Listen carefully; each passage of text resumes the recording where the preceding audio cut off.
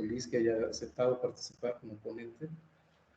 Y yo conozco desde hace ya muchos años a Samuel, siendo estudiante de maestría de la Escuela Superior de Ingeniería y Arquitectura. Él, en principio, es ingeniero civil, especialista en ingeniería hidráulica.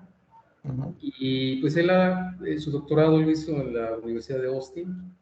Él ha estado trabajando pues en procesos de balance hídrico en muchas cuencas, principalmente, bueno, trabajó mucho tiempo, creo que su tesis doctoral la hizo con la cuenca del río Bravo. Y ahora pues lo que nos va a presentar pues tiene que ver con estudios que ha hecho utilizando técnicas de Machine Learning, ciencia de datos, en cuencas del estado de California. Entonces, pues adelante, Samuel. Sí, bueno, pues ante todo, muchas gracias. Sí, mi nombre es Samuel Sandoval, soy profesor y bueno, soy profesor y ahí hago todo lo que hacen los profesores, ¿no? Que es la parte de pues dar clases, escribir papers y luego la parte de hacer la mentoría de los alumnos, etcétera, etcétera, ¿no? Y aparte soy extensionista, me dedico a hacer extensión de ciencia. Entonces lo que hago es que a mí me contrata la universidad para que yo traduzca o aterrice la ciencia que hace en la universidad en la sociedad. En mi caso específico lo hago en la administración de recursos hídricos, en la gestión de recursos hídricos. Entonces, ahorita les voy a explicar por qué esto es importante. Este trabajo que yo hice aquí, pues es un trabajo de más de 40, 50 personas. Pues me tocó liderarlo. El proyecto ya lo vamos a terminar en 1 o 2 meses. Y bueno, es cómo calcular caudales ecológicos pues para el estado de California, ¿no? Entonces, lo primero que vamos a hablar es esto de in-stream flows, es flujos benéficos para el medio ambiente. Este sería los caudales ecológicos. Lo que vamos a ver primero es esta parte de cómo se hizo la clasificación natural de California, después cómo se hizo esta parte de la clasificación geomorfológica, todo esto utilizando Machine Learning, y luego la siguiente será hacer esta clasificación de los ríos ya alterados. Entonces les voy a platicar cómo, o sea, esta parte de hidrología o de ciencias del agua se va con pues la parte de uso de algoritmos, ¿no? Bueno, miren, entonces, ¿qué son estos caudales ecológicos? Se definen como un régimen de flujo donde tenemos, básicamente los componentes es el hábitat, o sea, cómo se ve el río, que esté conectado, que tenga buena calidad del agua y que mantenga funciones que son benéficas para el medio ambiente, ¿no? Y ya sea para proteger o para restaurar, en este caso son ecosistemas dulces o ecosistemas ribereños. O sea, un ecosistema dulce es lo que vive adentro de los ríos y el ecosistema ribereño es lo que vive a lo largo de los ríos, ¿no? Entonces, básicamente los caudales ecológicos o ambientales es proveer agua para mantener lo que vive adentro del río o a lo largo del río. Y en el caso de los caudales ecológicos, bueno, tienen que tener cierta magnitud, tiempo, temporalidad, pues entre el año y luego variabilidad interanual, ¿no? Entonces, básicamente, a ver, déjenme ver. Ok. Cuando hablamos de caudales ecológicos, la parte ecológica se refiere a lo que les decía, a estos ecosistemas de agua dulce. Entonces, pues, ¿qué es lo que vive adentro del río? Pues viven, pues, ciertos mamíferos, la flora acuática, algunas comunidades de peces, el fitoplancton, zooplancton y la parte de invertebrados, ¿no? El ecosistema ribereño es lo que vive a lo largo del río. Y usualmente nos referimos a comunidades de plantas, invertebrados, reptiles, anfibios y pájaros, ¿no? Y también, o sea, los caudales ecológicos benefician al ecosistema terrestre, o sea, a los mamíferos, a los productores primarios y al bosque, ¿no? pero esto sí es un poco más difícil de ligar con el manejo del río. O sea, es decir, que los ecosistemas terrestres sí se benefician, o sea, los mamíferos van y toman agua o se abastecen, pero es muy difícil como monitorearlos a ellos. Es más fácil monitorear a lo que vive adentro del río y a lo largo del río. ¿Ok? Y luego, cuando hablamos de caudales ecológicos, la parte de ecología es esta. La parte de caudales, imagínense que ustedes quieren hacer esto. Esta es la parte que se va a beneficiar de lo que estoy hablando, ¿no? Esto es, cuando hablamos del medio ambiente, me refiero, el medio ambiente es muy general. Yo me estoy refiriendo cuando hablo del medio ambiente a los ecosistemas de agua dulce y a los ecosistemas ribereños. Cuando hablo de caudal o de flujo de agua, me refiero a un flujo en una cantidad buena. Entonces, en este caso será, en cuanto a cantidad, tiene que tener el flujo cierta magnitud. Este es un hidrograma. Esto es como el cardiograma, pero de los ríos. Entonces, este es el primer día del año, este es el último día del año. Y esto que ven ustedes aquí es la magnitud de agua que escurre en un río. En la época donde no llueve tendrá un cauce bajo, un flujo bajo. Aquí ustedes se dan cuenta, las primeras lluvias, vendrán lluvias fuertes y luego vendrá nuevamente la parte baja, ¿no? Entonces, cada uno de esta parte de estiaje la podemos caracterizar por la magnitud del flujo, cuándo empieza la parte de estiaje y cuándo termina. La frecuencia, por ejemplo, estos eventos de lluvia suceden todos los años, suceden cada 2 años, cuánto duran, cuál es el cambio en la parte del río que cuando empiezan estos caudales altos y cuánto baja, ¿no? Entonces, estos de aquí son las características. A cada uno de estos componentes yo le puedo poner estas características. No solamente el río, lo que vive en los ríos necesita cantidad, sino necesita calidad.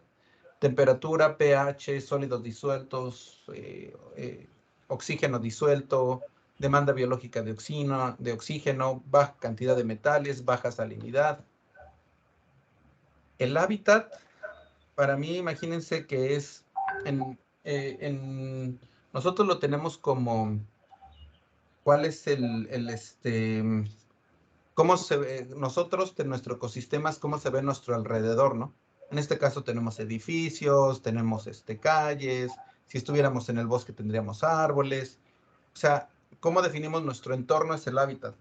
El entorno de los ecosistemas ribereños y riparios es la forma del canal, es decir, si tiene meandros, si está encauzado, qué tipo de sedimentos tiene aquí en la parte baja, si existe transporte de sedimentos, y también si, bueno, eso es, y si hay algunos árboles tirados, ¿no?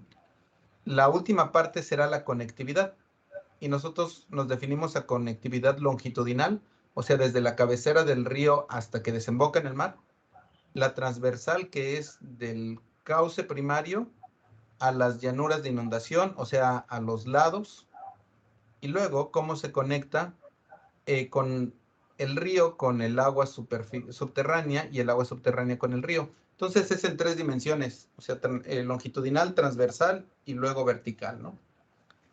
Todo esto que les estoy diciendo, tanto por qué o sea, cuáles son nuestros beneficiarios y cuál es la receta, cuáles son los componentes, es cómo podemos, esto es como la receta general, es cómo podemos determinar cuánta agua se necesita en el medio ambiente, ¿no? Y hay que ir clasificando, pues, a qué ecosistemas o sea, cuáles son los mamíferos, definir todos estos. Cada región tiene este tipo de componentes característicos y también cada región tiene este tipo de componentes de flujo característicos. O sea, todos en cada parte del mundo estas serán listas distintas, ¿no? Miren, ahora les voy a explicar. Si se dan cuenta ustedes ahorita pueden decir, híjole, es que es muy complicado, ¿no? Entonces, la primera parte que hicimos fue clasificar esta parte de cantidad, ¿vale? Entonces, en lugar de tratar de resolver todo, pues, en cada cauce del río, nos dedicamos a hacer esta parte de cantidad. Y esta parte de cantidad también nos decidimos a no hacerla,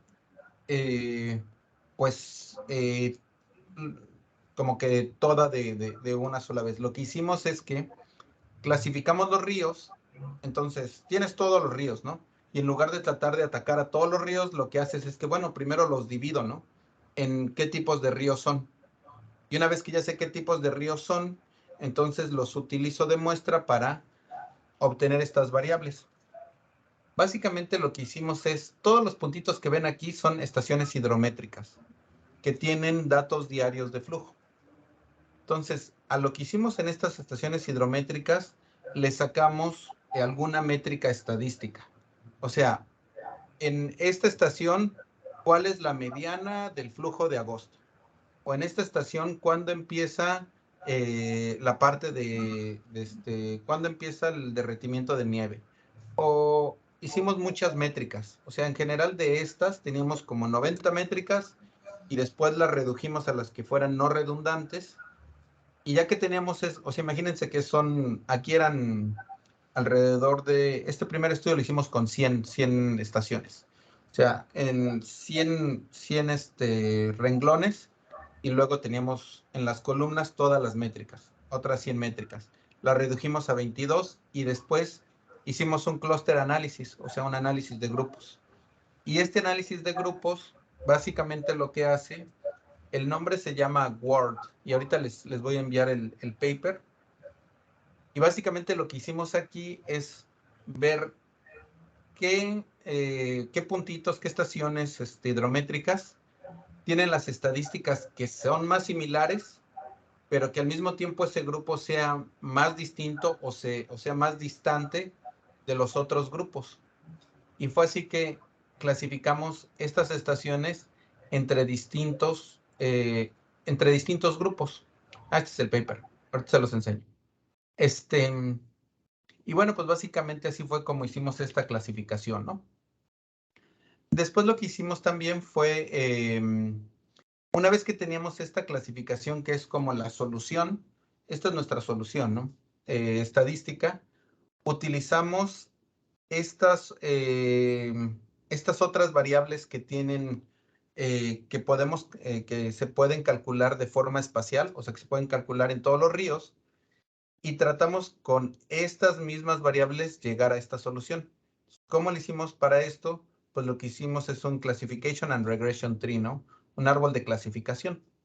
Entonces, utilizamos esta otra técnica que es un CART, un C-A-R-T, un Classification and Regression Tree, y utilizamos este para llegar a esta misma solución. Y una vez que llegamos a esta misma solución, como estas variables tienen valores en toda la red hidrológica, pues los predijimos, ¿no? Los predecimos. Y así fue como llegamos a esta solución. Esto que ven ustedes aquí es la red hidrológica y ahora ya está clasificada.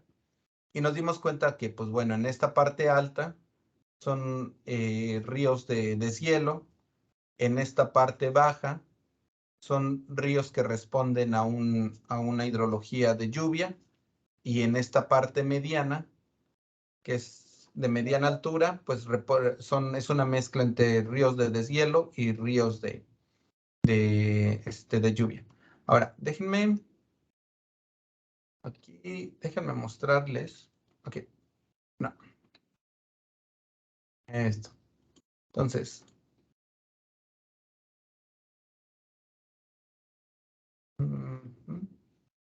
por aquí debe de andar, ok. Entonces, esta es esta página donde ya está esta parte de la hidrología. Y básicamente, pues lo que ustedes pueden ver aquí es estos resultados, pues ya están, bueno, es la misma, el mismo valorcito o el mismo mapa, pero aquí ya vienen las estaciones, ¿no? Entonces, aquí tenemos esta estación que está en Yosemite, y podemos ver, por ejemplo, pues cuál es el flujo de todos los años, ¿no? Esta es una estación que tiene poca alteración, que es representativa de un río no alterado. Y si ustedes se dan cuenta, aquí vienen las métricas. Entonces, por ejemplo, Aquí es cuando empieza la época de lluvias, cuando empieza el deshielo y cuando termina el deshielo, ¿no? Y así se van a dar cuenta que a todos los años, pues les calculamos ese tiempo, que si se acuerdan era este timing, pues ese es el que estábamos calculando. Aquí creamos un algoritmo para calcular esto y pues a cada año le calculamos lo mismo. La parte de magnitud, pues, por ejemplo, ahí calculamos distintos valores de magnitud, ¿no? En este caso, cuando empieza la primera lluvia, los flujos altos, este sería el flujo base. Y para todos los años calculamos todos estos valores de magnitud. En algunos tenemos, por ejemplo, tendremos, por ejemplo, fall pools, tenemos, déjenme enseñarles uno. ¿Cuándo empieza este primer pulso de otoño y cuál es su magnitud? Y aquí será para el siguiente año, ¿no? Entonces, si se dan cuenta, aquí tenemos para este evento timing y magnitud. Bueno, déjenme ver, este de dry season también viene lo mismo. Timing y magnitud. Así lo hicimos para todos, vaya. Aquí quizá lo interesante es que, pues, ay, ¿dónde estoy? Aquí estoy, ok. Entonces, aquí se ven los tres, estos son grupos distintos, si se dan cuenta, el primer grupo que son los ríos amarillitos, pues están aquí, ¿no? Están en esta zona. Luego, un segundo. Aquí ya estoy. Bueno, parece que esto no va a funcionar. Estos, si se dan cuenta, estos de aquí tienen una huella que es distinto. Tienen esta curva, ¿no? Esto se le llama, son ríos de deshielo. Esto de aquí se le llama una joroba. Tienen esta joroba aquí, ¿no? La siguiente se dan cuenta que estos ríos no tienen joroba. Estos ríos están más aquí como que son más variables. Tienen como este serrucho, ¿no? Y básicamente son ríos que responden tienen una respuesta de lluvia. Estos ríos tienen esa parte como de serrucho y la joroba. Estos son los ríos que están aquí en medio. Entonces, son ríos de deshielo, ríos de lluvia y ríos de deshielo y lluvia. Bueno, este de aquí les voy a enseñar rápidamente. Este será este paper de aquí. Entonces, ¿quieren saber la receta de cómo lo hicimos? Pues básicamente aquí vienen todos los parámetros que les dije que, o sea, las columnas, ¿no? Las métricas que utilizamos. Este es cómo utilizamos el cluster analysis, después el classification and regression tree, hicimos la predicción. Estas son las métricas espaciales. Este ya es el árbol de classification and regression tree, donde quedaron cada una de las estaciones. Esta es la solución con WART. Si se van a dar cuenta, este es bueno, este es el K-means. Luego, bueno, aquí hicimos como nos dimos cuenta que sí estaban variando algunas de las métricas, y pues aquí ya las bautizamos y les hicimos su descripción, ¿no?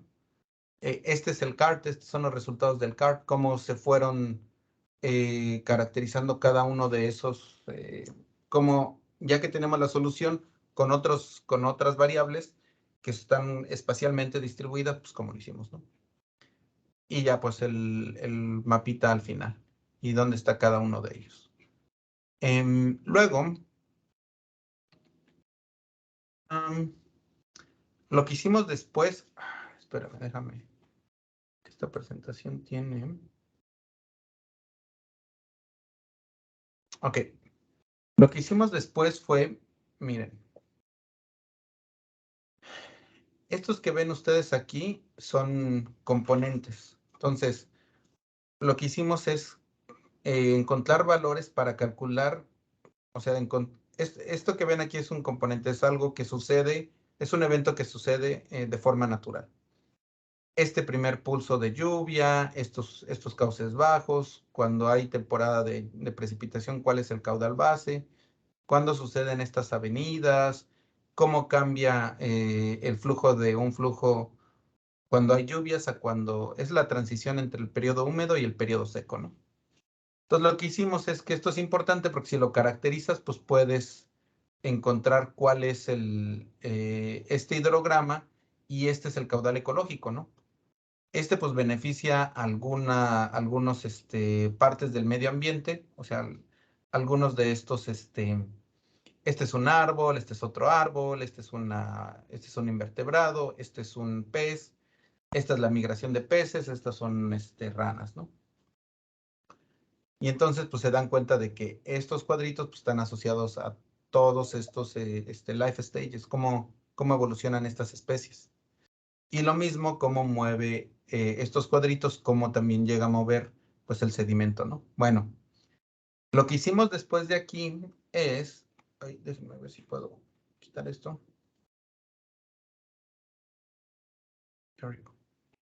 Bueno, utilizamos estos valores en esta clasificación y lo que hicimos es que predijimos estos valores. Y pues utilizamos aquí en este caso fue hicimos la predicción utilizando Random Forest, ¿no? Básicamente lo que hicimos es que vimos estos datos que como con hicimos lo mismo que hicimos aquí, en este caso. Ya teníamos, en todas estas estaciones ya teníamos las métricas. Y lo que hicimos es que aquí hicimos la predicción de la clasificación espacial. Ahora lo que vamos a hacer en el siguiente paso en este caso, Random Forest, es cada uno de estos puntitos tiene una serie de métricas. Utilizamos también variables espaciales y el Random Forest y las pudimos predecir estas métricas en toda la red hidrológica. Entonces, si se dan cuenta, para mí son como regresiones, pues elegantes, ¿no? Muy caras, donde tienes esas métricas y ahora las haces la predicción. Eso que ven ustedes aquí, pues ya lo subimos a un sitio de internet, ¿no? Mostrarles cómo voy de tiempo. Será este sitio de internet. Y básicamente, aquí lo que hicimos, a ver. Ahí está el sitio de internet, perdón, y del anterior, ahí les paso el paper. Entonces, aquí básicamente en este sitio ya se hace la predicción y se ponen los datos, ¿no? Y bueno, pues estos son valores predecidos, es decir, tenemos nuestras estaciones o puntos de control y dentro de estas estaciones o puntos de control le puedes dar clic a cualquier tramo de río de cada 200 metros y entonces ya te dice dry season base flow, dry season high flow, dry season start, duration, ¿no? Y todos estos pues los puedes descargar.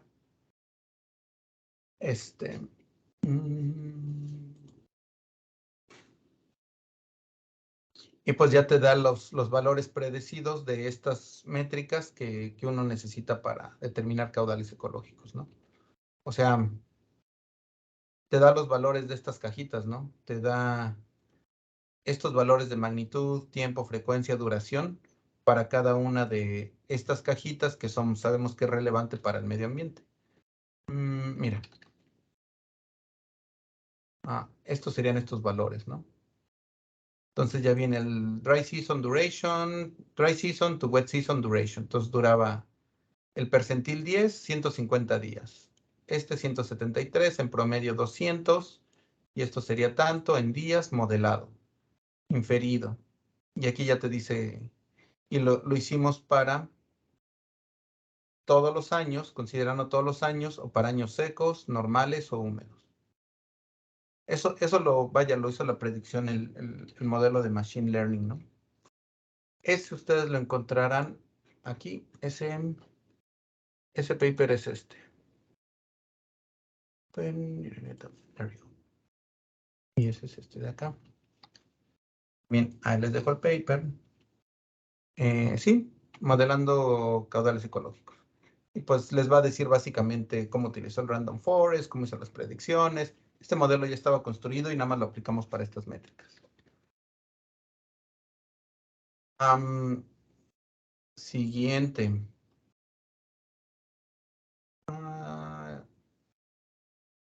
Esta parte está padre, ¿no?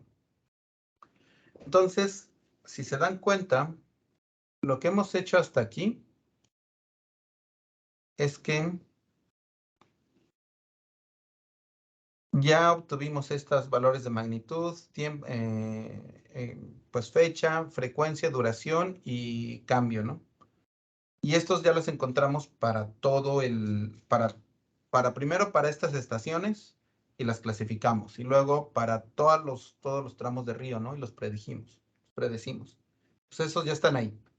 Ahora, lo que vendrá es, bueno, esta parte de calidad, no, esta parte de hábitat. O sea, ¿cómo saber cuál es la forma del río? ¿Qué tipos de ríos hay? ¿Cuál es la composición de sedimento? Esto de aquí, básicamente, bueno, lo hicimos aplicando algo muy, muy, muy similar a lo que estábamos, eh, al trabajo anterior, ¿no? Entonces, lo que hicimos es, en cada uno de estos tramos, que queremos saber qué tipo de geomorfología había. Básicamente, lo que hicimos es que nos fuimos a hacer trabajo de campo. Entonces, hicimos trabajo de campo, hicimos más de 1000, bueno, nosotros hicimos como 500 salidas de campo, ¿no? Y después hicimos lo mismo con el Word, encontramos cuáles, bueno, y cuando hace el trabajo de campo encontramos pendiente, composición de sedimento, encontramos distintas variables. Y después las tratamos de agrupar. Y una vez que estaban agrupados, entonces encontramos nuevamente variables espaciales y con esas variables espaciales, ya que teníamos esta solución, tratábamos de llegar a la misma solución y una vez que llegamos a esa solución, pues hacer la predicción espacial, ¿no?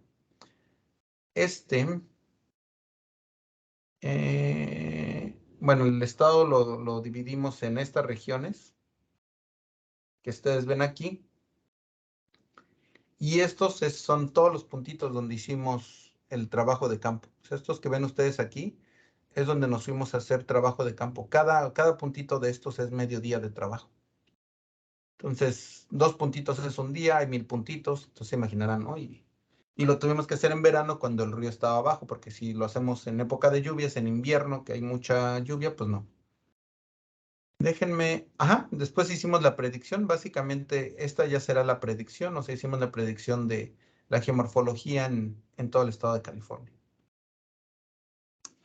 Déjenme mostrarles, acá está.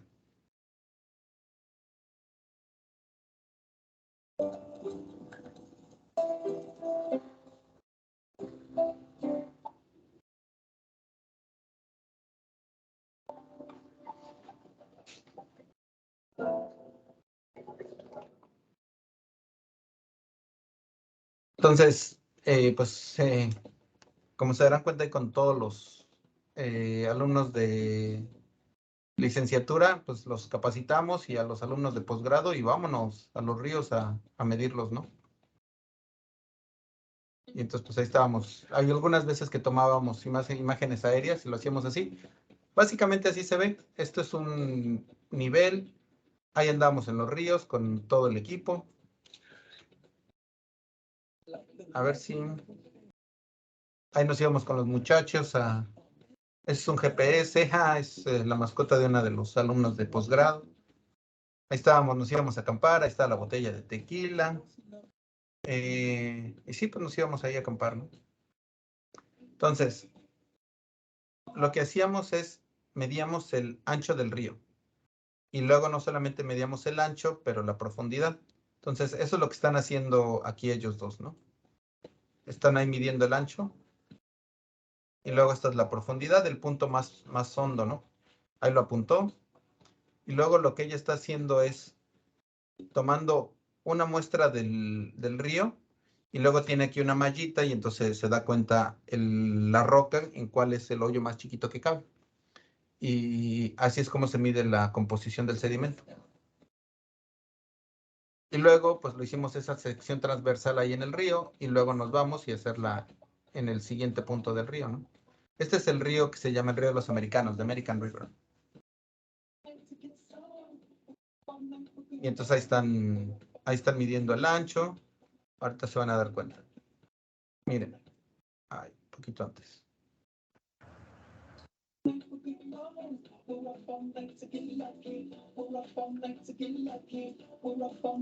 Aquí se van a dar cuenta ya cómo mete la roca en el hoyito más chiquito y esta es una malla. Tiene distintos hoyos de chiquito a grande.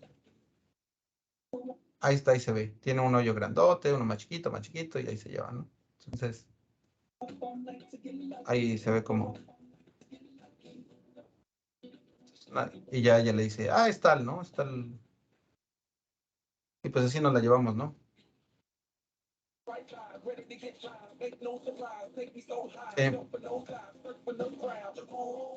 Ajá, sí, así nos la llevamos, midiendo ríos, por 2 veranos.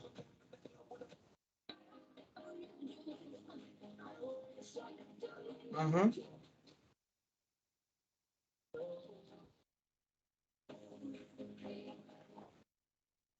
Bueno, luego, ok. Esto que ustedes ven aquí de toda esta clasificación, si más no recuerdo,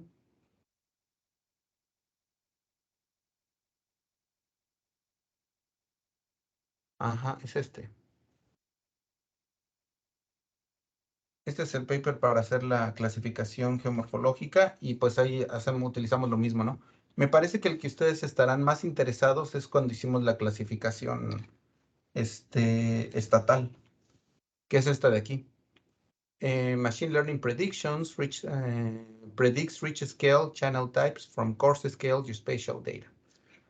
Aquí la verdad es que si hay alguien que es el bueno en esto o el que nos ayudó, pues fue Hervé Guión. Entonces ahí nos ayudó. Esta es la receta de cómo le empieza a entrar a todos los predictores. Él ya entra con sus etiquetas. Primero evalúa cuáles son los valores que son más primordiales. Empieza a hacer el tuning de los hiperparámetros, hace las repeticiones, hace la cross-validation, la validación, las probabilidades a posteriori. Aquí él les explica todo esto. O sea, en ese aspecto él es el bueno en esto, ¿no? Él utiliza también ahí algunos valores para la entropía, ¿no? El Shannon-Wiener entropy. Aquí les dice cuáles son o sea, qué predictores ayudan. Estos son los distintos tipos de algoritmos de Machine Learning que él utilizó. Support Vector Machine, Random Forest, Support Vector Machine, Artificial Neural Networks. Entonces ya les dice cuál tiene menor accuracy y mayor accuracy en este ejercicio, ¿no? Aquí, estos de acá, estos son aquí hace ya las predicciones. El Herb es el Mathematician. Bueno, ya me tengo que apurar. Ok, finalmente haremos esta clasificación, pero esta sería igual de ríos alterados. Y esto es muy, muy, muy parecido a la primera clasificación, pero la clasificación, ¿se acuerdan? La anterior era de ríos naturales, ¿no? Ay, otra vez se puso eso. Esperen un segundo. Ok, entonces, básicamente lo que hicimos es, obtuvimos nuevamente todas las estaciones de ríos alterados, le sacamos ciertos parámetros o ciertos valores, vimos cómo se agrupaban y ya obtuvimos esta clasificación, pues de cada uno de estos puntos de control, ¿no? De estas estaciones hidrométricas. Nuevamente encontramos variables espaciales y utilizando esta solución con estas variables espaciales, cómo predecirlas espacialmente y así quedó la predicción. Y básicamente esto es pues ya la clasificación de ríos alterados, ¿no? Y aquí si ustedes se dan cuenta, pues hay ríos que están alterados por la mancha urbana, o sea, todo esto es la parte del sur de San Diego, Los Ángeles, la parte de San Francisco, el Silicon Valley, aquí es San Francisco, el Silicon Valley, la parte norte de la bahía, Sacramento, y luego pues ya viene la parte agrícola, que es del Valle Central, el Valle de Salinas, Pájaro, el Roshan, la parte de Imperial. Em, cómo están todos los ríos aquí arriba alterados por presas. Este sería en la parte de deforestación y cambio de uso de suelo y alteración mixta, ¿no? Y bueno, pues aquí es como se ven, ¿no? Se ven en toda esta parte alta sí se ven los ríos, los ríos alterados por presas, pues son mucho más estables. Ríos alterados por esta alteración mixta, por agricultura, tienen cauces más grandes en la parte de, responden a qué aguas necesitan los cultivos, o sea, aquí tienen mucha agua y aquí no hay agua, lo secan, ¿no? Mientras, o sea, como no se necesita agua para los cultivos aquí, pues no escurren agua. Y en esta parte de febrero, marzo, abril, mayo, junio, necesitan más agua. La parte urbana, que es más flashy, ¿no? Tiene más cauce cuando llueve y pues aquí estará toda la literatura. Yo creo que, de mm, este será,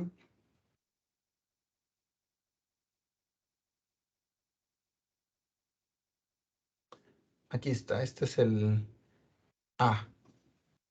segundo,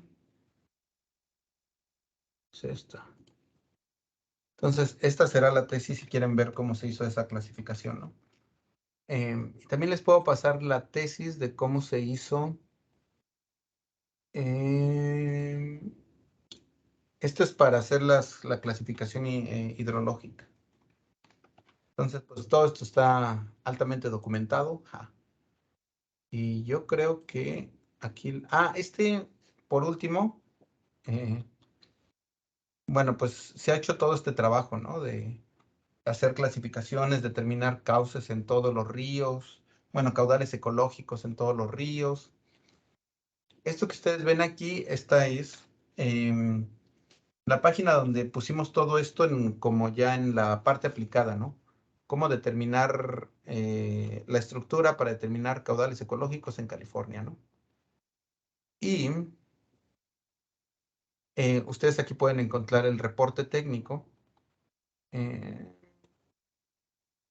que algo que es interesante es que, o sea, este reporte técnico ya lo estaba utilizando la Agencia Estatal de Agua de California y lo que hace es básicamente, eh, esta ya es la parte de política aplicada. Esta de aquí. Bueno, primero vas a determinar cuál es el caudal ecológico, ¿no? Y básicamente esta primera parte es, vete a este sitio, baja los datos y revisa si existe algún impedimento para que estos caudales sean benéficos. Básicamente es lo que sucede aquí. Entonces, si tienes algún problema, o sea, si alguno de los componentes requiere una reevaluación debido a otro tipo o factores que no tengan que ver con los cauces o con el caudal, pues que sí, entonces hay que refinarlos. Y si no, esos son tus caudales ecológicos. Y ya una vez que tienes los caudales ecológicos, después hay que incluir la parte de los usos humanos y ya determinar cuánta agua le vas a dar al río. Entonces, es así de sencillo esto que ven ustedes aquí, este diagramita, nos tardamos 2 años en definir cómo poner todo esto. Y pues ya aquí esta es la parte ya de aplicación, esto es lo que está utilizando el estado de California. Y bueno, pues yo creo que hasta ahí le dejamos. Si alguien tiene alguna pregunta o comentario, pues adelante, ¿no? Sí, bueno, pues ha sido una charla muy ilustrativa. Te ha sido, pues, a lo general, nos has dado un panorama bastante interesante y además, pues, están todos los papers. Pues yo creo que pues, sí va a haber muchísimas preguntas, así que, pues, adelante, por favor.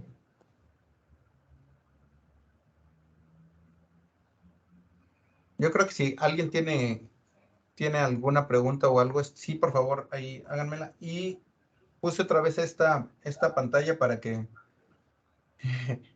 si alguien necesita sacar o hacer un screenshot, pues es de esta, ¿no? Aquí, aquí están todas las recetas. Esta es la lista de las recetas. Bueno, a mí me gustaría preguntar, bueno, supongo que con esto quieren hacer alguna especie de modelo predictivo, ¿cierto? Ajá, correcto. Sería el siguiente paso. Eh, pero, bueno, me gustaría saber más o menos qué proyecciones de uso o qué modelos predictivos están pensando usar. O sea, si ya tienen más o menos pensado bajo qué tipo de uso en la resolución de los datos que tienen, sería o podrían usar el mejor modelo. Ah, mira. Ok, entonces, lo que pasa es que cuando te refieres a modelos predictivos, déjame ver si me puedo explicar aquí. Entonces, a ver.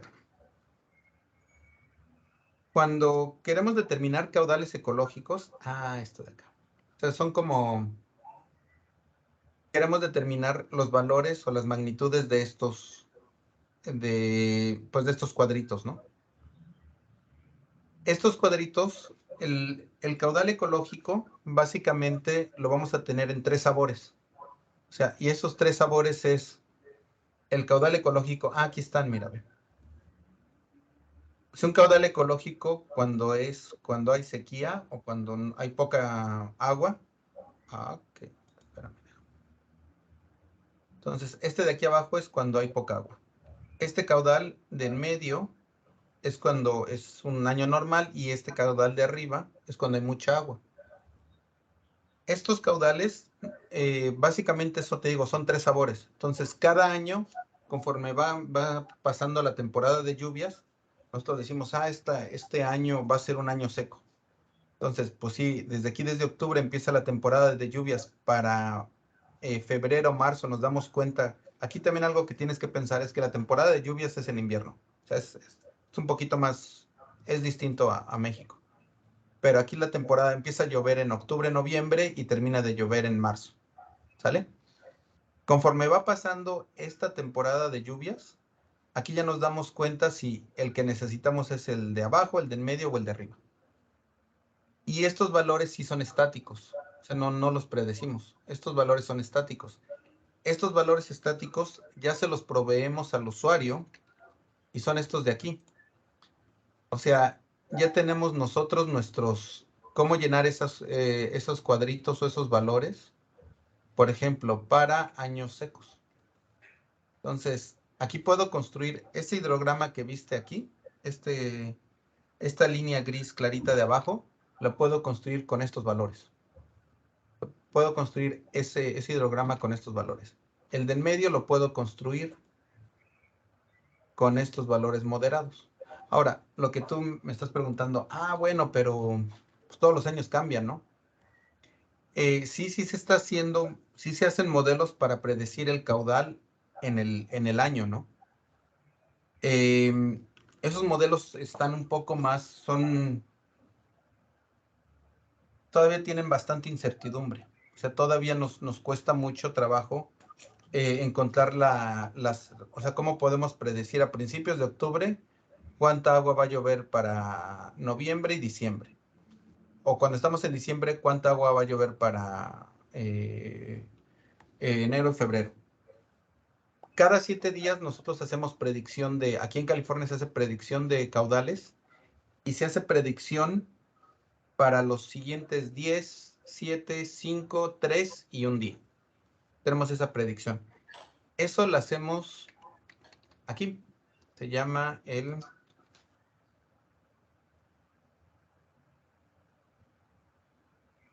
de aquí, California Nevada River Forecast Center. Entonces, aquí hacemos las predicciones, pero estas predicciones de aquí, en el chat, ya me lo volaron. Ahí está.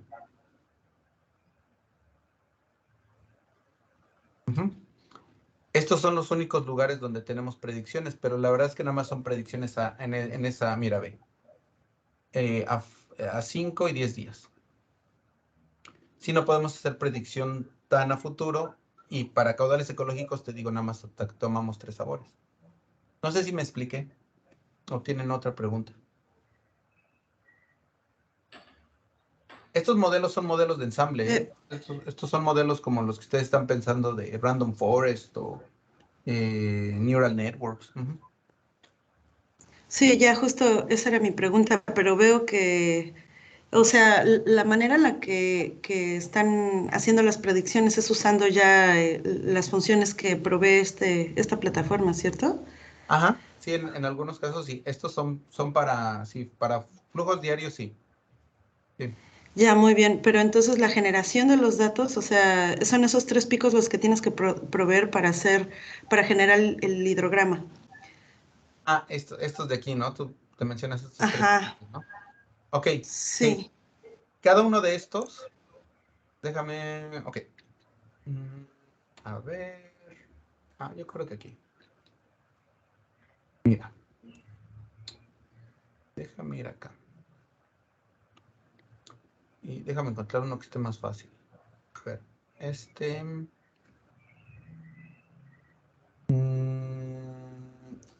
Mira.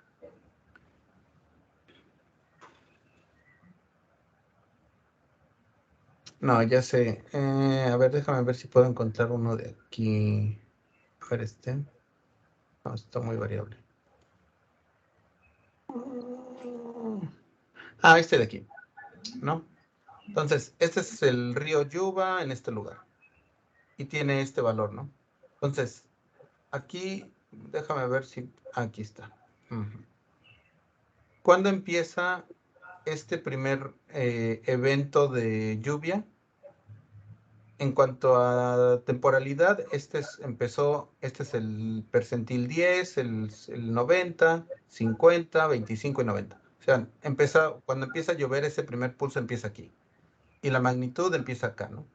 Entonces, nosotros no queremos que en cuanto a magnitud, esto es lo más bajo, esta es la mediana y esto es lo más alto, ¿no? Este que te mostré aquí es este pulso chiquito de aquí, ¿sale? Ahorita te muestro estos de acá. Nosotros queremos que la parte del caudal, si te das cuenta, está centrado en este cuadro donde los dos se traslapan, ¿no? Estaría centrado aquí. Ahora, lo que nosotros queremos como medioambientalistas es que, o sea, me lo puedes enviar tan temprano como en esta fecha o tan atrasado como aquí. Y puede ser tan alto como este o tan bajo como aquí. Pero cuando lo haces por muchos años, que siempre nos caiga en este cuadrito, ¿no? Eso era lo que me refería de que calculamos estos valores en estos cuadros. Lo que no les predecimos exactamente cuándo quiero que suceda. O la magnitud es como más o menos, ¿no? O sea, que esté en este valor es la mediana, pero puede ser un poquito más alto, puede ser un poquito más bajo. Y para esos, pues tenemos los valores, te digo, de sequía y todos esos. Y estos sí son estáticos. O sea, lo que les damos a los tomadores de decisiones, a los usuarios, es que nos pongan esos flujos en esta ventana.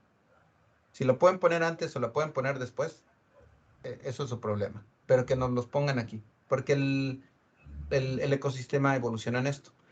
Déjame ver si puedo encontrar los que tú... deben estar aquí, más que están muy altos. Mira, ese de aquí, a ver, déjame ver. Ajá, esa es la magnitud del chiquito de uno que es cada 2 años, me parece. No, este es cada 10 años. Este es cada 2 años, cada 5 años y cada 10 años. ¿Dónde está el otro? Pues por ahí. Bueno, básicamente esta es como la magnitud. Queremos que este tenga una magnitud como de este tamaño, ¿no? Pero puede suceder en toda esta época ¿cómo se llama? De lluvias. Ese debe de estar aquí, en el timing. Entonces, sí. ¿Quién sabe por qué se puso así? Perdón, lo tengo que corregir. Tiene que moverse para acá. Pero básicamente, pues eso es lo que le estamos pidiendo, ¿no? Le estamos pidiendo a ver si es este de aquí. Así es como le estamos pidiendo a todos los usuarios que nos hagan esos, manden esas lluvias. ¿Quién sabe por qué no está? Se me quedó mal, pero bueno, parte del show. Bueno, este es el Yuba un poquito más abajo. Déjame Daniel, ver. parece Ajá. que invocaste las lluvias porque aquí ya está empezando a llover. Qué bueno que le está lloviendo ya. Fíjate que Sí, esto está traslapado. Bueno, les voy a decir a los muchachos que lo cambien. ¿Alguien tiene otra pregunta, comentario? Estas son como que estos son los datos y de acá ya es la predicción. Estas son las predicciones ya en pero son predicciones nomás de 3 sabores. Y ya la predicción de caudal, cuando lo queremos hacer en tiempo real, el que lo hace es este. Y ellos lo hacen solamente con ventanas de 5 y 10 días. Y así yo también. quisiera preguntar algo general. Todo esto que nos muestras es trabajo que haces tú y tu equipo en el estado de California, pero ¿cada estado tiene su equipo o comparten o cómo lo hacen? Porque No, supongo que hay sí, información Bueno, que ahí está Nevada también, ¿no? sí, California, en Nevada. este sí está Nevada. Este es el California Nevada, ¿no? River Forecast Center. El trabajo que hice acá sí es para California. Mira, la gran diferencia es que como que cada estado es un país en Estados Unidos. Entonces, lo que hace cada estado es que trata de desarrollar sus herramientas. Estas son herramientas solamente para el estado de California. Y algo que es muy cierto es que el estado de California, o sea, esto que ustedes vieron aquí, en medio ambiente, en California es el único estado de Estados Unidos y es la única parte en el mundo donde tenemos esta información a tal detalle. O sea, esto no Ah, sucede en otro lugar. Sí, órale. sí. Ok, ok, Sí, no, y pues ok. está muy bien, pues eso es trabajo que lo hicimos nosotros. La verdad es que pues, lo que mucha gente nos dice, pues es que hay muchos datos allá en Estados Unidos, ¿no? Sí hay datos, pero la verdad es que utilizamos información que ya estaba pública, ¿no? Y esto que ustedes están viendo aquí lo queremos hacer en el Río Bravo, tanto del lado mexicano como Estados Unidos. No es que tuviéramos muchos recursos ni muchos datos. La verdad es que fue un poco más de ingenio y utilizar estas fancy algorithms, ¿no? O fancy regressions. O sea, estas regresiones que son pues muy elegantes, ¿no? Yo tengo otra pregunta. Ujú. Bueno, todos estos datos están fuertemente ligados a pues al trazo, ¿no? De la malla al menos de esta zona geográfica, correspondiente al estado de California. Pero, ¿han tratado de hacer un pareo con los datos de la NOAA? Sí hemos hecho, sí todo, o sea, cada uno de estos modelos tiene, o sea, hacemos la calibración y luego validación, ¿no? Y todos estos datos los hemos validado. O sea, los validamos, o sea, utilizamos los datos, por ejemplo, lo que pasa es que te quiero dar el número, tenemos 200 estaciones, ¿no? Esas 200 estaciones son entre NOAA y otras organizaciones. Entonces, lo que hacemos es que ciertas estaciones las sacamos y calibramos el modelo, ¿no? Y luego cuando hacemos la predicción, las estaciones que sacamos tratamos de pegarle esos valores, ¿no? Y eso lo hicimos como, o sea, siempre quitábamos el 10% de los datos y construíamos nuestros modelos con el 90%. Y así hicimos muchos modelos en el Random Forest para todas las métricas. Y encontramos cuáles eran los modelos que nos daban mejor predicción con ese 10% que dejábamos afuera. Así hicimos la validación. Ya. Uh-huh. Siempre dejábamos datos afuera, no calibrábamos los modelos con todos los datos.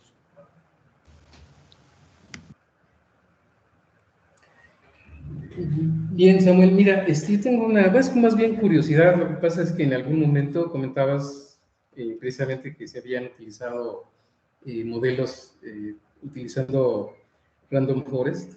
Uh-huh. Y bueno, ¿por qué utilizaron Random Forest? O sea, la precisión, digamos, los parámetros de precisión fueron adecuados. ¿Por qué no hablas en esa parte de haber ensayado con otros modelos, algún tipo de redes neuronales o... Pues fíjate que hicimos, o sea, sí evaluamos redes, o sea, las redes neuronales, el Neural Networks, Artificial Neural Networks. También utilizamos el Support Vector Machine. Utilizamos uno que se llama KNN. Y en todos hicimos, en cada uno de ellos hicimos este proceso de siempre dejar el 10% o el 20% afuera, ¿no? Y hacer la calibración con el 90 y luego tratar de pegarle, ¿no? Al otro 10. Algunas de los detalles finos es que no quitábamos el 10% aleatorio. Porque si quitábamos el 10% aleatorio, hay ciertas regiones que tienen poca representación. Entonces, o sea, siempre tratábamos de dejar como que representación en todos los lugares, ¿no? Sí los hicimos, pero lo que nos dimos cuenta es que era, en este caso, para este tipo de ejercicio, ¿cómo se llama? El que nos daba mejor predicción y lo hacía en menor tiempo era el Random Forest. Lo hicimos con otros, con Neural Network y con otros y veíamos cuál era el accuracy, ¿no? Qué tanto le pegábamos a los valores que dejamos afuera. Y el Random Forest era el que nos daba, o sea, que se volvía estable más rápido y que nos costaba menos tiempo y que tenía mejor predicción. Y yo creo que ha sido de acuerdo tanto a los datos que teníamos de espaciales, o sea, yo creo que eso fue un problema más del problema de los datos que teníamos y qué modelo con este problema y estos datos tenían mejor performance. Yo creo que fue así. Pero sí probamos muchos. Ya, y ahorita también es curiosidad, hablas de accuracy, pero ¿por qué no usaron precisión o recall o EP1 score? Fíjate que ahí sí sí no te podría responderla. El que era bueno o el que es bueno en esto es Hervé. O sea, Hervé fue el que se puso a encontrar o a ver en la literatura cuáles eran los parámetros que se necesitaban, ¿no? Ok. Sí. Así en esta yo no soy el Machine Learning, ahí me tocaba nomás ver con el Hervé, ¿no? Yo era más la parte de hidrología que le decía, esto sí tiene sentido, aquí no tiene sentido.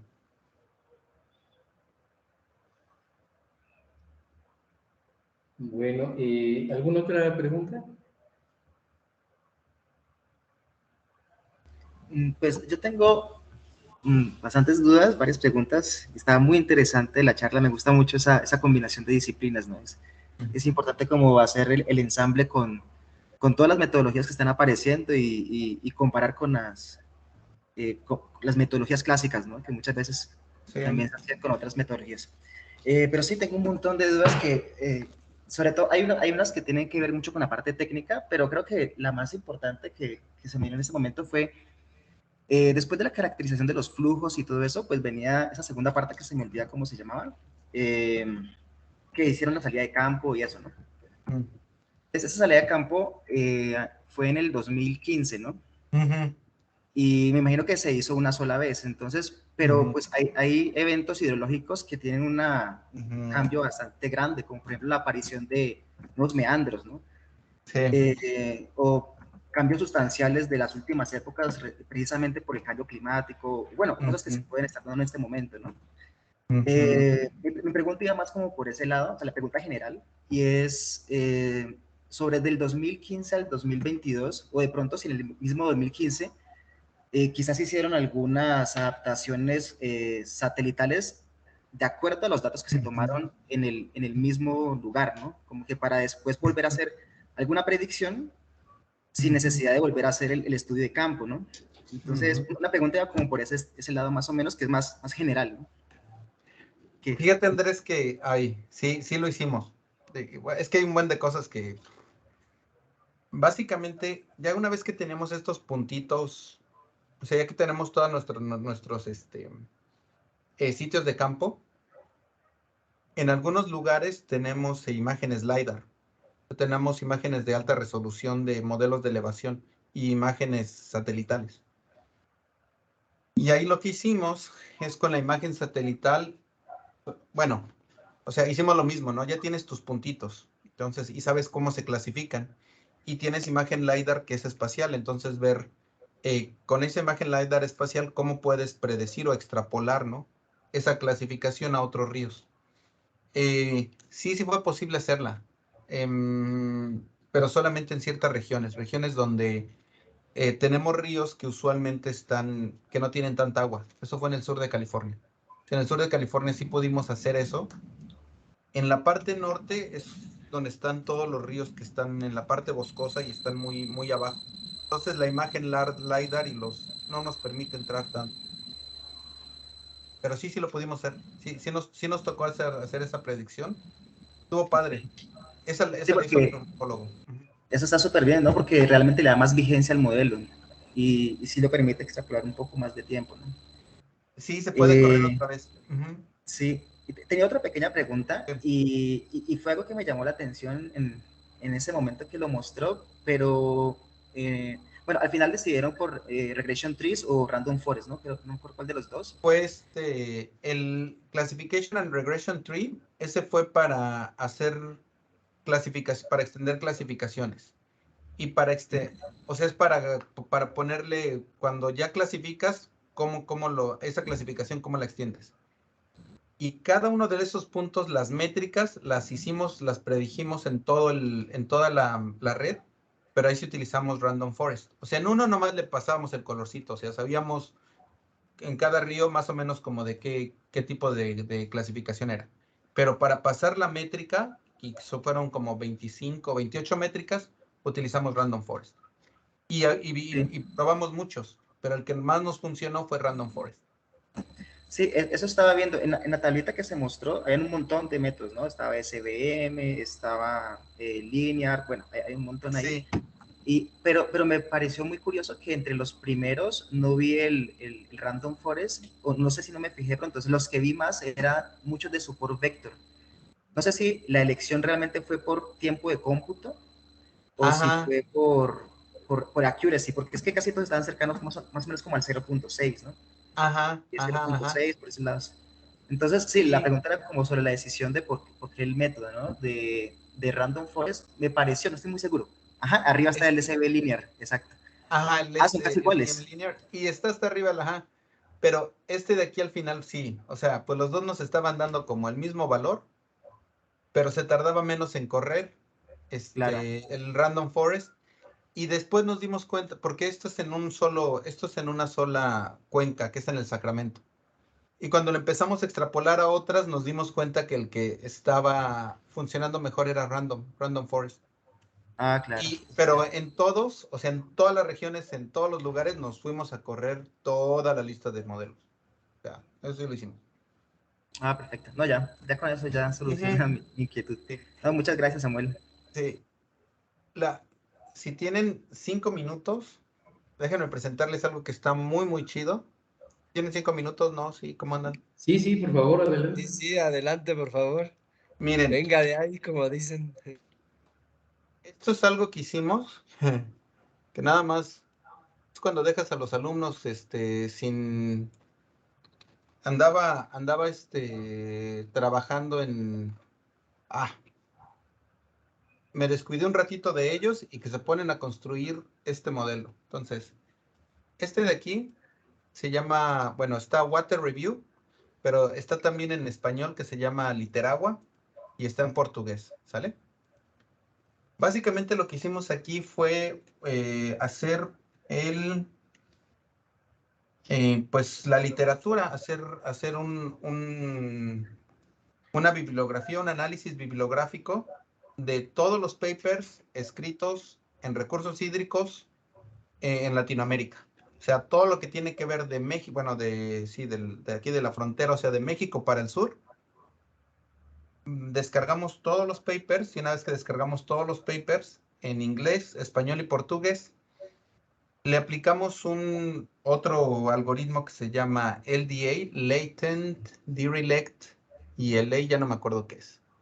Espérenme un poquito, ahorita les paso aquí el paper. Y en a ver, que se me vaya, aquí está. Perdón, sorry. está. El chat anda por aquí. Y básicamente lo que hicimos fue...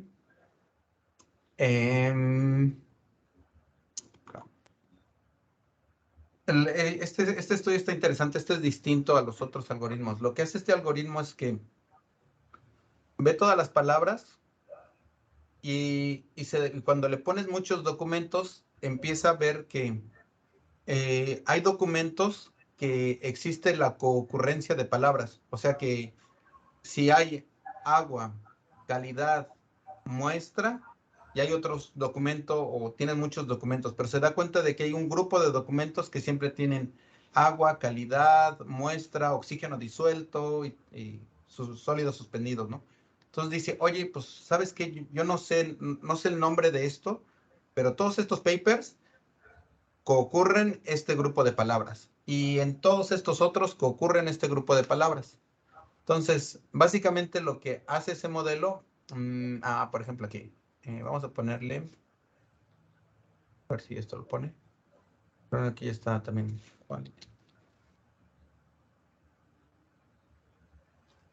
Aquí está, mira, Drinking Water Quality, ¿no? Entonces nos vamos aquí al 19. Entonces, este grupito, las palabras que ocurren es arsénico, salud, niños, drinking, fluoride, riesgo, exposición, cáncer. Entonces, aquí estas son las palabras que ocurren. Por ejemplo, esta palabra de arsénico que ocurre solamente en el grupito S19. Pero health, salud, ocurre en el 19, en el 36, en el 8. Entonces, esto está padre porque lo que hicimos es que hicimos pues sí, el análisis bibliográfico.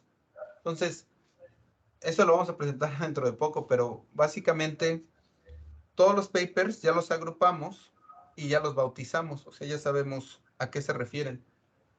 Muchos de nosotros nos pusimos a leer papers y decir, no, estos son de calidad, estos son de esto. Y así los bautizamos, ¿no? Esto los bautizamos con las características, las clases del NSF, ¿no? Algo que también hicimos es que nos dimos cuenta en qué país se hacía, por ejemplo, este es de calidad del agua, pero hace ratito estamos hablando del 19, ¿no?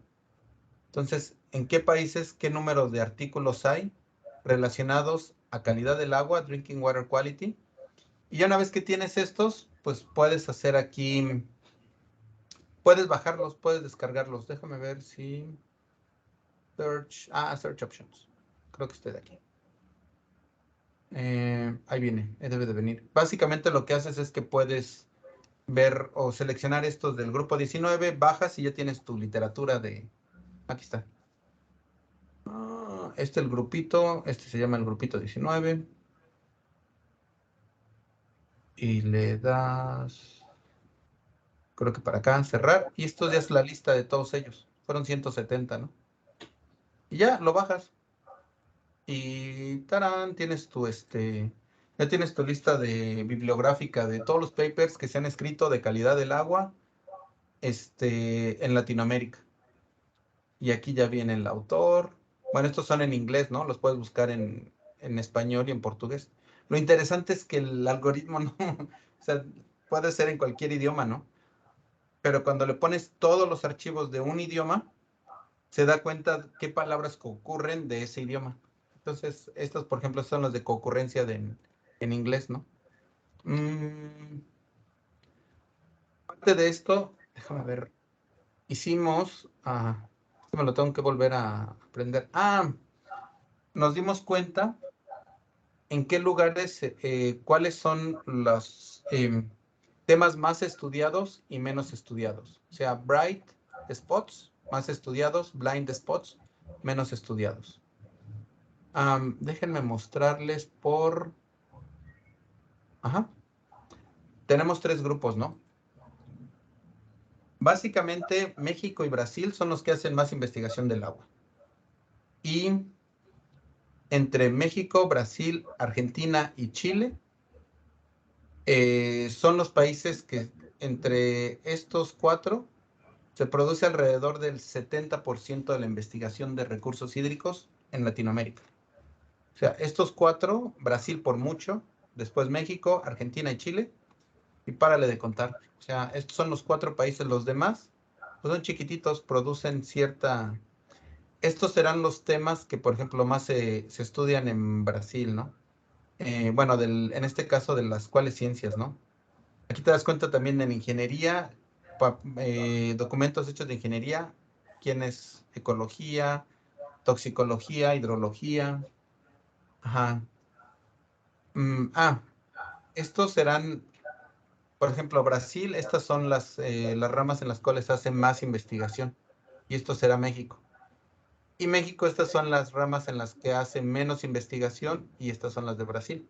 Entonces, esto ya es a nivel como de gobierno. Lo mismo lo hicimos para el grupo de Argentina, Chile, Uruguay y Venezuela. Hicimos también, los agrupábamos hicimos por grupos. Y aparte de esto, nos dimos cuenta que la conectividad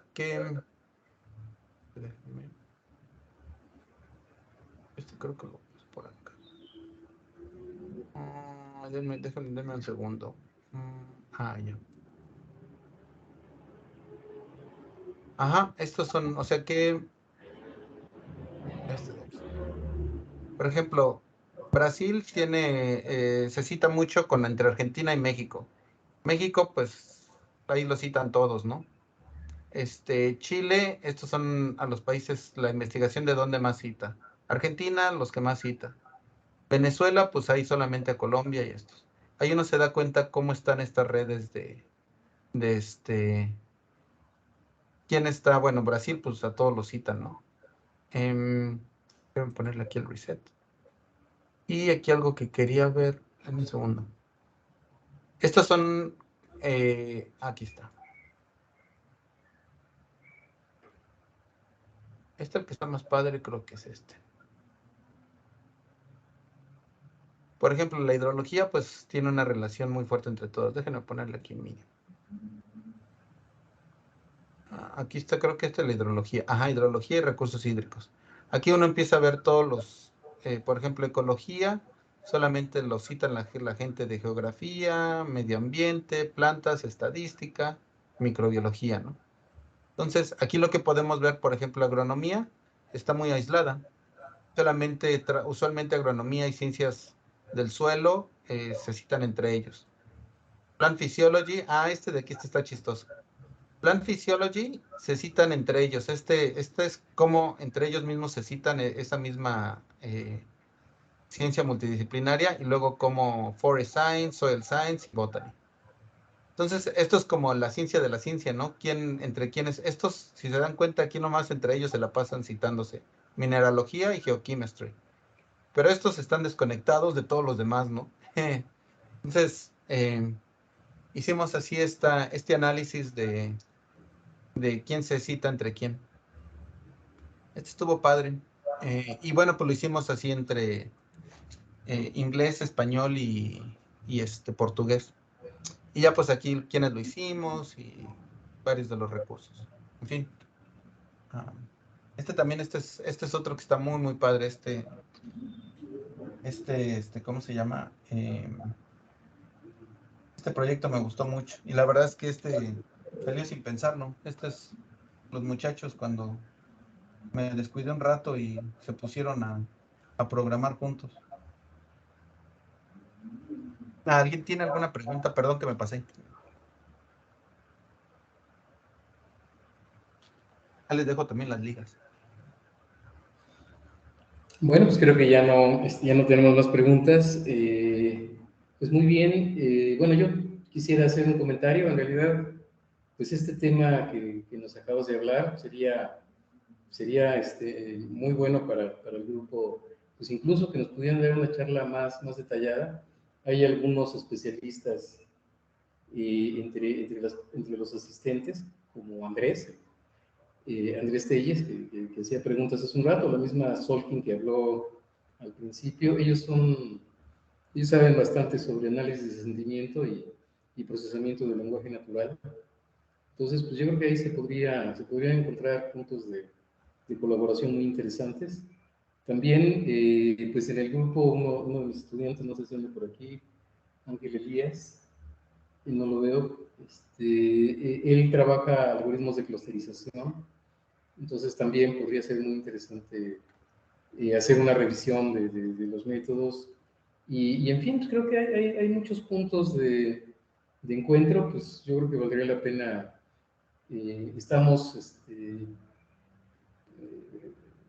Me gustaría mucho poder reunirnos en algún momento y pues invitar a todos los colaboradores que quieran unirse a un proyecto, tratar de formar alguna colaboración más concreta, creo que sería bastante deseable.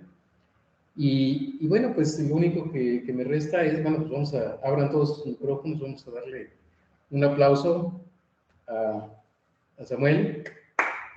¡Bravo! ¡Bravo! Bien, gracias. Saludos a California.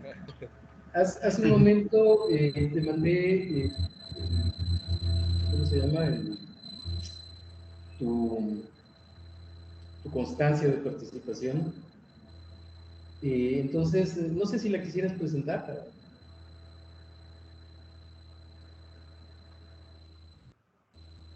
Sí, claro que sí. Ahí voy.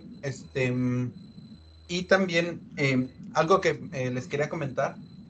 O sea, muchos de los muchachos, o sea, tenemos aquí de todos, desde gente de Irán hasta gente de Francia o de México, de Argentina. Lo que les quiero decir es que pues vaya, o sea, si en algún momento ustedes quieren que les ayuden o ver cómo se puede hacer, colaborar con un trabajo de tesis, pues adelante, ¿no? O sea, aquí los muchachos, la gente pues siempre está disponible. Y pues ya, o sea, para no hacerles, o como para ahí orientarlos en la parte en la cual pues nosotros ya nos dimos de topes, ¿no? Para que ustedes no se den de topes. Pues muy bien, sí, Gracias. yo creo que tenemos que ir buscando caminos para establecer esta colaboración. Ujú. Sí, bueno, pues es nuestra forma de darte las gracias por tu excelente charla. Unas palabras del jefe del departamento. Sí, pues claro. No, pues sí, yo aquí estoy muy interesado en la plática también. Pues muchas gracias, Samuel, por la plática, como ya lo externó Feliu, muy interesante y sí, ojalá este sea el comienzo de una colaboración que dure mucho tiempo, ¿no? Una colaboración duradera. Bueno, de hecho ya tenemos una primera colaboración con un profesor, con de Loera, ¿cómo se llama?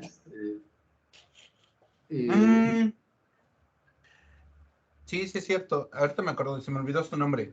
Jesús de Loera. Jesús de Loera, que va a estar con nosotros haciendo su año Sabático. Entonces, pues ya tenemos antecedentes. Además, estábamos viendo, y esto lo comentaba con Héctor hace unos días, que en el CIMBESTAB hay programas que apoyan la colaboración con el Estado de California, con el CIMBESTAB concretamente. Entonces, pues yo creo que sí valdría muchísimo la pena pues explorar posibilidades de colaboración. Seguramente las hay, por los dos lados tenemos intereses comunes y pues yo creo que es algo que deberíamos de explorar porque esto nos permitiría pues ayudar a la movilidad de los estudiantes y profesores también. Yo creo que eso es muy importante.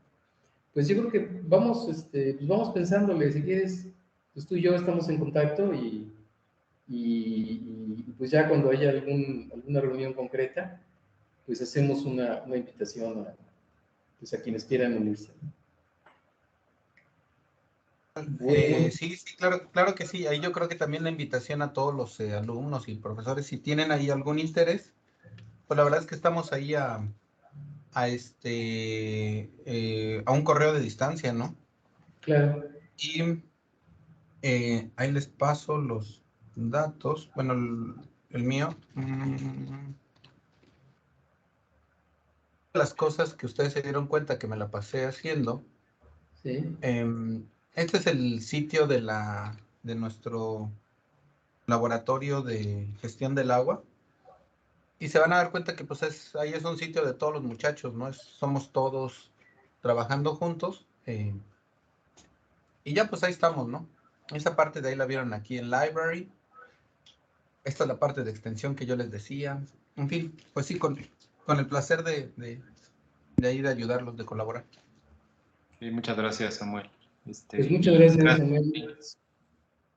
Bueno, pues la siguiente sesión va a ser el día 15 de junio, ya tenemos el expositor. Por el chat les voy a mandar la información para que estén pendientes. Y bueno, pues gracias a todos los participantes también. Gracias. Por su interés. Y pues seguimos en contacto. Adiós, adiós a todos. Gracias. Nos vemos. Que estén muy bien. Hasta luego. Gracias. Gracias, hasta luego.